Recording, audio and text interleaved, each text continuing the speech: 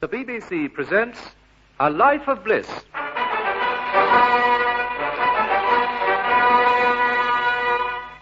Being the biography of a bachelor with Diana Churchill, Colin Gordon, Sheila Sweet, Una Venning, and Percy Edwards. Another chapter in the life of that shy young man, David Alexander Bliss, known to us as George Cole.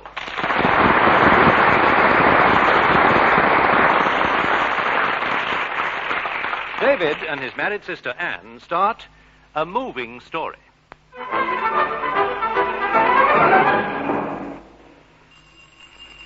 Coming. Hello, Anne. Oh, so it's you, Poppet. Come along in. Just popped in to say hello.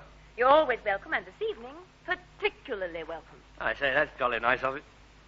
Particularly? Particularly? Why, what do you want me to do? Now, what makes you think I want you to do something for me? You have got a suspicious nature. In here, go on. In you go. Oh, Tony home yet? Not yet, no. Sit down and make yourself comfortable. I'll get you a cushion for your back. There you are. And here's the evening paper. Would you like something to drink? Orange squash? A nice cup of coffee? A sandwich, perhaps? I know. Have a chocolate. There's no doubt about it. I have got a suspicious nature. Terribly. I know. I ought to be ashamed of myself. What do you want me to do? When Tony comes in, just casually mention... So I was right. You did want something. Naturally. Why else would you be so welcome? Silly of me. Like another cushion? Another chocolate, then? You casually mentioned? That the Bainbridges are selling their house. And let me know how he reacts. I went round there to tea once, and it's the perfect house for us. Well, what's to stop you mentioning it? I remember the last time I spoke to him about moving. Why, what happened? It was the last time we spoke for a week. I see. But then he could hardly lose his temper with you. And anyway, all I want you to... Anne. What? The evening paper, cushion, and I'll repay the chocolate later. In other words, no. You went past there today, noticed the house was for sale, and happened to know how nice it is inside.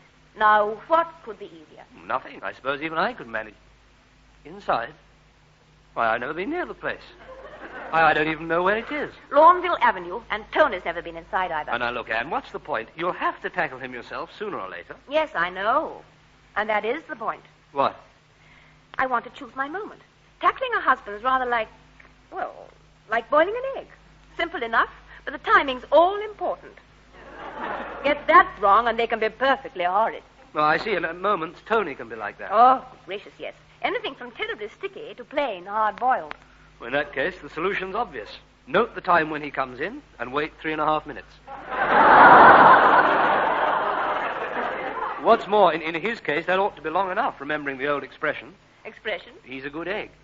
Not if you crack in the wrong way. Well, I'd only get him addled. I might catch him on the raw. No use arguing with a woman. Then you'll do it? No alternative.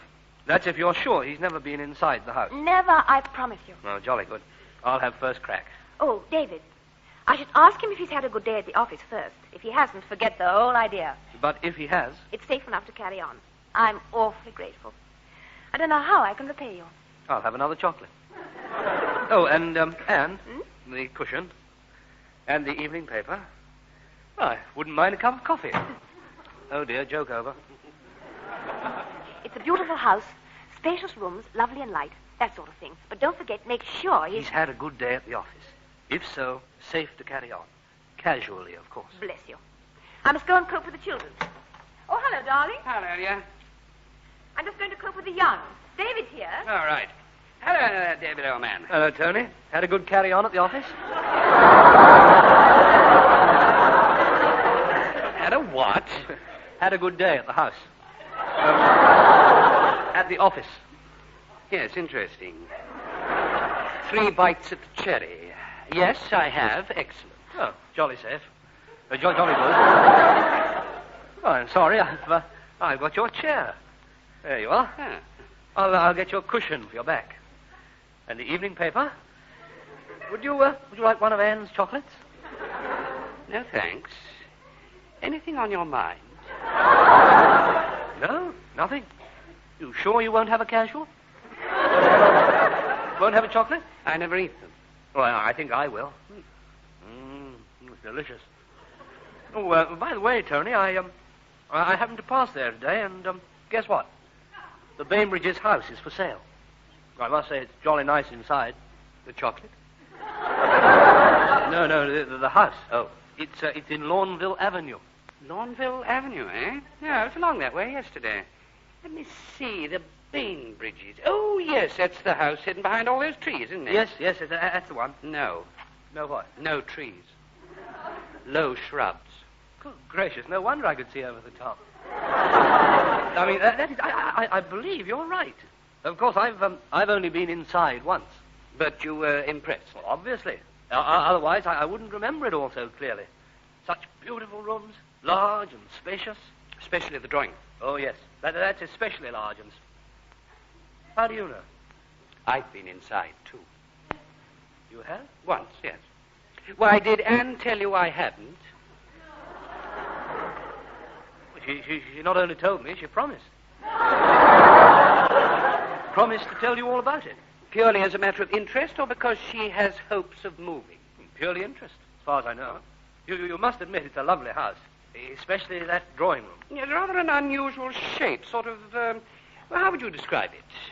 Well, to tell you the truth, I can't picture it now. Oh, but surely you remember it all so clearly. Remember it clearly? Me, with my memory? I wouldn't say that. That you did say it. I did? A moment ago. Well, it sure shows you what a shocking memory I've got. I mean, let me think. The shape of the drawing room. Yes. It's sort of, how would you describe it? I'm asking you. L-shaped? Describes it perfectly. It does? Perfectly. Oh, gosh. Lucky guess. You're right, it was. Guess? Had enough yet? I don't know what you mean. That you've never seen the place in your life and that Anne put you up to this. Whatever makes you think that? I'm wrong? Well, yes. All right, then. We'll press on. What did you think of the dining room? I didn't go in there. Clever stuff, eh? How about the little sunroom at the back? Or didn't you go in there either? Oh, yes. I went in there. Clever again. Why? There isn't one. Are you sure you're talking about the Bainbridges' house? I'm positive. I wonder what I'm talking about. Anne's castle in the air, that's what. And I must confess, I don't understand her attitude at all, not at all. In fact, I find it rather wounding. Oh, come now, tell me. I don't know why she should be afraid to speak to me. I'm not an unreasonable man. I may occasionally get angry, but I'm no wife-beater. Good heavens, no. And quite apart from that, I don't see the point of it. She'll have to tackle me about it sooner or later. Yes, but then that is the point. What? Well, she wants to choose her moment. I mean, tackling a husband's rather like... There's no point in boiling your husband the moment he comes... Boiling him? No point in bothering him. I mean, it's a perfectly sensible attitude. Your idea's just ridiculous. My idea? That Anne's afraid of you getting addled. Afraid of me? Of you getting angry. You may occasionally lose your temper, but nobody in their right mind would describe you as an egg beater. Oh, no, I'm not made that way. No, of course you're not. Why, what did I say? Egg beater. Oh, wife beater, I mean. And you're not unreasonable either. Well, I'd like to think not. Quite the reverse. I know some husbands are pretty hard-boiled, but that certainly doesn't apply to you. You couldn't be more cracked. Odd you should say that. I thought it was you. No, you couldn't be more reasonable. And I'm sure Anne would say exactly the same. Oh, I do hope not. I couldn't stand it all over again. I'm bewildered enough already. I don't know whether to crow or creep back into my coop. Why, I can't believe it was all that difficult to understand. Oh, my dear chap, completely unintelligible to the uninitiated. One long stream of farmyard innuendos. But at least one part of it came to roost. You can tell Anne from me she can say goodbye to her dream. An Englishman's home is his castle. This is mine, and I'm not moving. Now I'm going upstairs. Oh, hello, darling. Going somewhere? Upstairs, to put a comb through my feathers. Feathers? I cracked him the wrong way. Oh, dear. Sticky. Plain hard-boiled. But it wasn't my fault this time, you know. He has been round there. What? To the Bainbridges? Yes. Nonsense. He was just testing you out. No trees, low shrubs, an L-shaped drawing room, and no little sunroom. Right? Right. But I can't think when he was there. I'm sorry, but there it is. I don't see what you can do about it. Let him simmer for a few days, then have another crack. And supposing they sell the house in the meantime. I doubt if they will. They're asking too much money. And if they do, well... Bang goes your dream. Bang goes my dream. Still, I can hardly stop them Just a second, though. I've got an idea. Honestly, you're about as bad as Zoe. She's always getting ideas. A way to stop the sale of the house. Delay it anyway. Well, I'd like to know how. I'm going to tell you.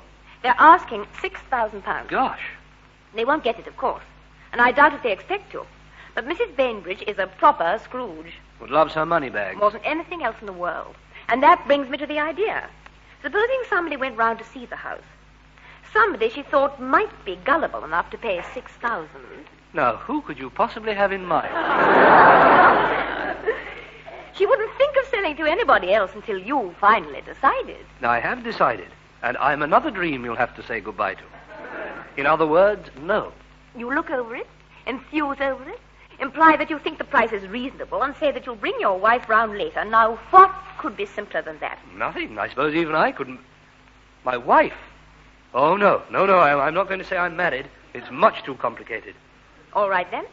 Say you're about to get married. No, look, there's another snag. She'd never believe I wanted a place that size. It's not all that large, only 4 bedrooms. You will do it, won't you? I'm so sick of this house. I've been sick of it for years. And given time, I'm sure I could persuade Tony. No use arguing with a woman. Let me see. Tomorrow's Saturday. I'll ring up in the morning and fix it up. A sister couldn't ask for a nicer brother. You know what to do. Look over it, enthuse over it, look gormless, imply that I'm gullible enough to think the price reasonable. And say that you'll bring your fiancé round in a few days' time. Oh, we'll have to think of another name for you. Why? There's always a chance of her mentioning it to Tony. You're not only as bad as Zoe, your ideas are exactly the same. She's talked me into changing my name so often, I've almost forgotten what it is. Blythe. Blythe? David Blythe. You couldn't get that muddled. Oh, while we're on the subject of muddling names, it's Mrs. Bainbridge. Not Mrs. Scrooge.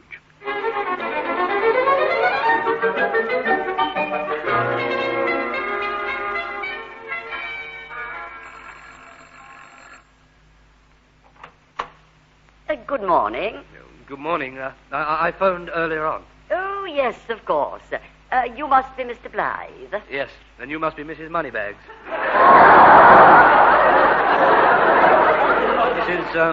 Mrs. who? Bainbridge. It's awfully nice of you to show me around. Not at all. Come in. Thank you. I love your garden. It's beautiful in summer. Oh, I love your hall, too. It is quite pleasant. Shall we start upstairs? Mr. Blythe. Oh, I'm sorry. I was still admiring your hall. By the way, Mrs. Bainbridge, I hope you won't mind my asking, only I'm a bit shy about this sort of thing, but I don't know the price. £6,000. 6,000? Yes. Well, I must say that seems very gullible.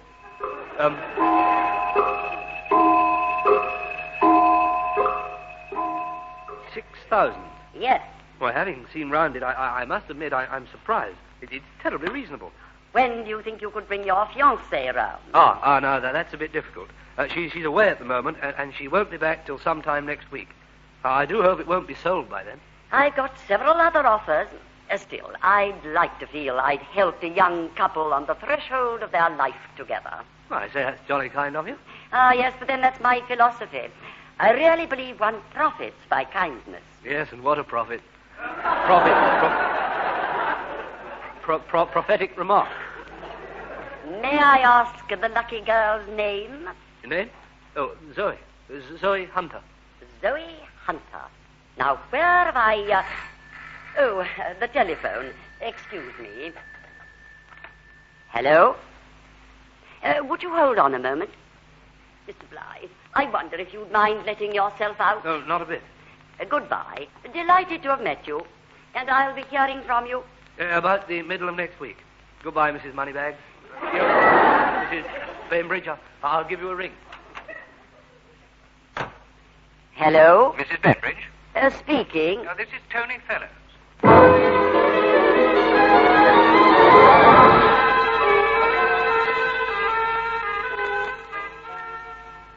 An Englishman's home is his castle. This is his, and what's his has got to be mine. Is that what Tony said? Last night, when I tackled him about it. And you know, when I likened it to the boiling of an egg, I was wrong. Were you? Hopelessly wrong. Husbands are about as unpredictable as, well, souffles. You can be successful with them 9 times out of 10. But when it comes to a special occasion, they're suddenly flat and heavy. Well, I shouldn't give up hope yet. When did you arrange to take your fiancé round? The middle of this week. Oh, and today's Thursday. Bang goes my dream.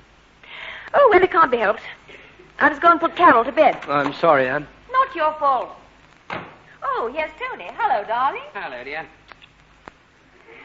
I'm just going to put Carol's light out. All right. Hello, David, old man. Hello, Tony. Had a good day at the office? Oh, not too bad, you know. David. Yes?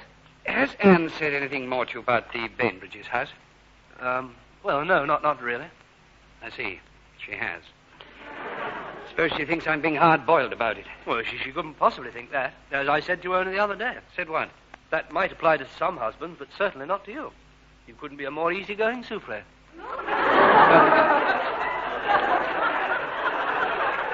Made with the egg beater, I suppose. No, you couldn't be a flatter husband. Couldn't be heavier going. Easier. Oh, for heaven's sake, it's plain enough what Anne's been saying, and it's a bit unfair considering I made an offer for the... Oh, well. There's no harm in you knowing now. I tried to buy the confounded place. You did? Offered $4,500, intimated I'd go a little higher.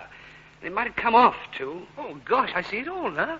That's how you knew what the inside was like. Yeah, I'd been round there the day before. But why on earth didn't you tell Anne? I didn't want to build up her hopes, and anyway, I wanted to keep it as a surprise. I nearly told her last night.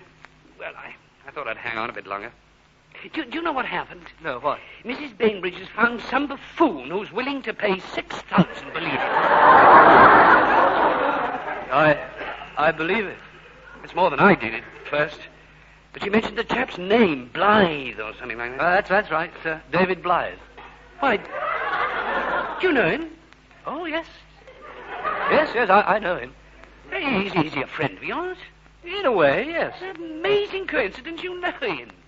Well, what's he like? What's he like? Oh, he's quite a charming chap and terribly good looking. But a bit of a clot. Serves me right. Oh, you may be right. I know some people think so. Oh, me for one. Oh, definitely. Definitely bad luck on you. But then you never know. He might not buy it after all. No, that's my only chance. A jolly good one, huh? What makes you say that? Have you seen him lately? Frequently. And you talked to him about the house? Oh, yes. We had quite a long chat with myself. I had quite a long chat, and do you know what? Huh? He's practically decided against it. He has? Yes. Oh, David, old boy. Look, I know I've criticized you in the past, and I make no promises for the future. But at this moment, oh, you're a splendid fellow.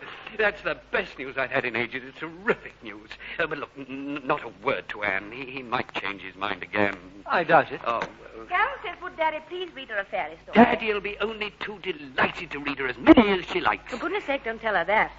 One and only one. Righto. If Daddy wants to read any more, he can bring the book in here. I might do that. Daddy's in a very good mood. Well, Daddy's just heard some news about the house he's buying. News about... The Bainbridges' house. He's been trying to buy it all the time. You're joking. I'm not, you know. Why didn't he tell me? Well, he wanted to be a surprise. Well, I suppose I shouldn't have said anything, really. That's all right, but he mustn't know you told me. Well, no, of course not. Yeah, apparently, there's only one thing in the way. What's that? Some buffoon who's willing to pay the full price. You. Me?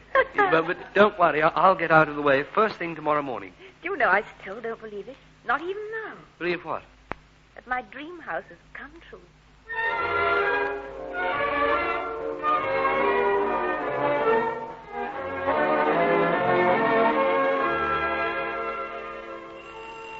Coming. Hello, eh? Oh, so it's you, Poppet. Come along in. Well, I thought I'd pop round and see if there was any news about the house. You're always welcome. And this morning, particularly welcome. I say, that's jolly nice. Particularly? Particularly? Oh, no. What this time? Go on, in you go. Tony's gone down to the office. What, on Saturday? Just to look through the letters, that's all. You've just got to help me. I know I have, but what? I'm expecting Tony back at any minute. I'm also expecting a delivery van, and the twain must never meet. Why? What's the van delivering? Something you bought that Tony doesn't know about? A whole host of things he doesn't know about. Things for the new house. Oh, gosh, so he has bought it then. I don't know. You don't know? Well, no, not officially. He still hasn't said a word to me. Yet you've bought a whole host of things? Yes. And whatever possessed you? I'd never get a man to understand. I could explain it to a woman in 5 short words. Well, try them on me. There was a sale on. Come now, that's no excuse. You must have had a brainstorm. You've got to get Tony out of the house and keep him out till lunchtime. I'll hide the things. They won't send the bill until the end of the month, and by that time, we'll know one way or the other. Well, how am I going to get him out? Suggest a game of golf. Anything. I don't play golf. You could caddy for him. Oh, no, never again. Not after what happened last time at the 18th hole. He took a terrific swing with his club. And missed the ball altogether? He wasn't aiming at the ball.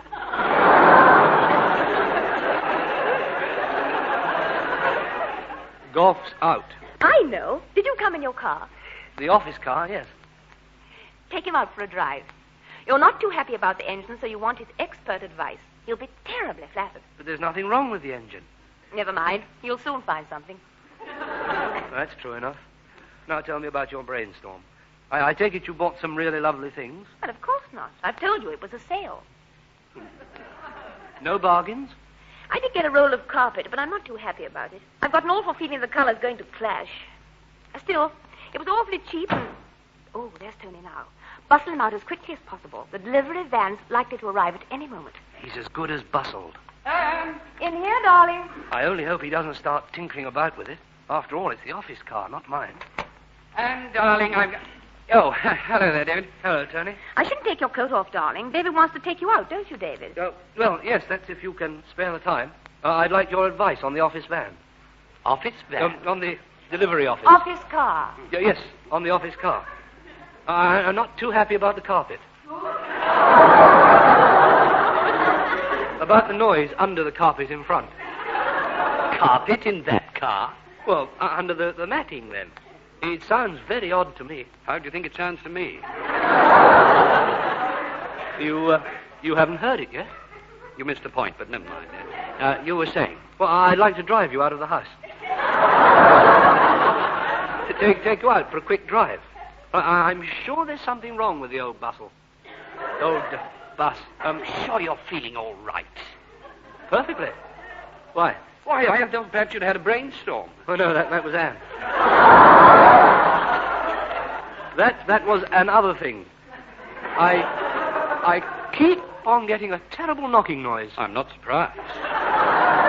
Still, I think I can diagnose your trouble. Let me see. Office van, delivery office, delivery van, carpet. I must go and get on with my work. Anne, Yes, dear? come back. Yes, dear? Carpet for the new house. New house? What new house? Very good, darling. The one I paid the deposit on this morning. It's ours. Gosh, really? It is? Yes, it's ours. Oh, Tony, darling, you're the most wonderful husband in the world. A good egg, in fact. Double yolk. And about as nice a souffle as you could hope to meet. Can we afford to buy it? Good heavens, no, but it's a nice house. Beautiful. That kitchen. The shape of the hall. The L-shaped drawing room.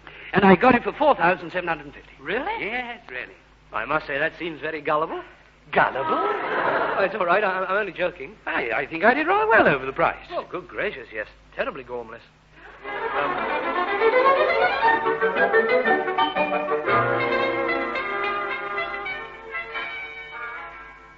The removal van's due here at 2:30.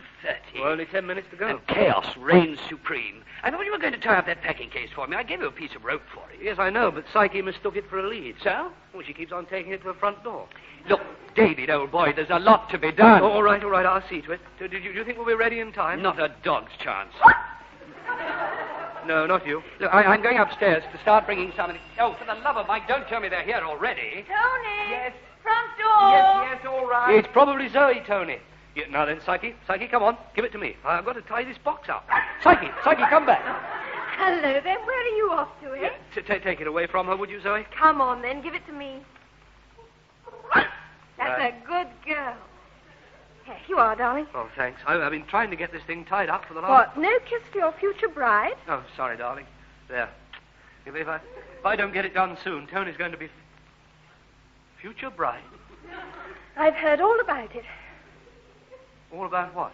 Her engagement. Mummy heard it from a friend of Mrs. Bainbridge's. Oh, good gracious.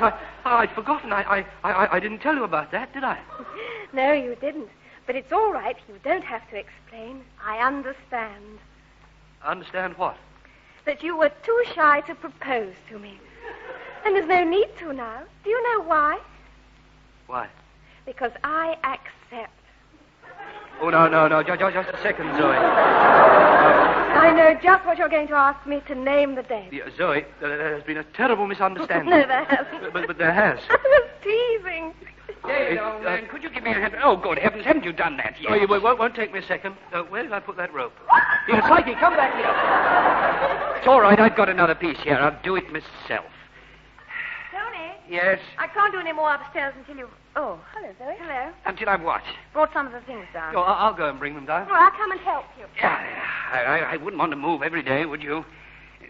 I wish we weren't moving. Devil of a job getting everything packed up. Wish we weren't. I know it's silly, but so much has happened here. The house is so full of memories. Happy memories, too. This is our home, Tony. Yes, and the other one's our new home. I hate the thought of leaving here. Oh, for heaven's sake, Anne, it's a bit late to say that now, isn't it? There's no need to lose your temper. I know it's silly. I said it was silly. Darling. Now, don't cry. I'm not crying. Anne, is it all right to bring those cases down? Yes. What's the matter?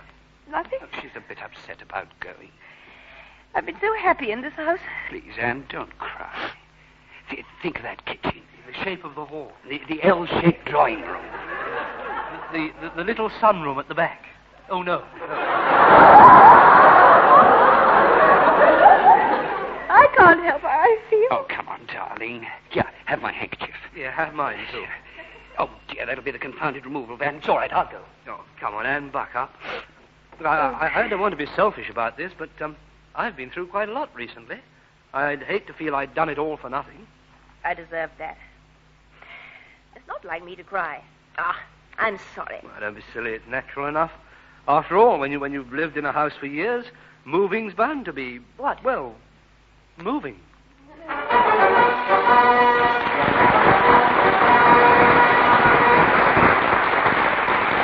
In The Life of Bliss this week, the artists taking part were David Bliss, George Cole, Anne Fellows, Diana Churchill, Tony Fellows, Colin Gordon, Psyche the dog, Percy Edwards, Zoe Hunter, Sheila Sweet, Mrs. Bainbridge, Una Venning. This recorded program was written by Geoffrey Harrison and produced by Leslie Bridgemont.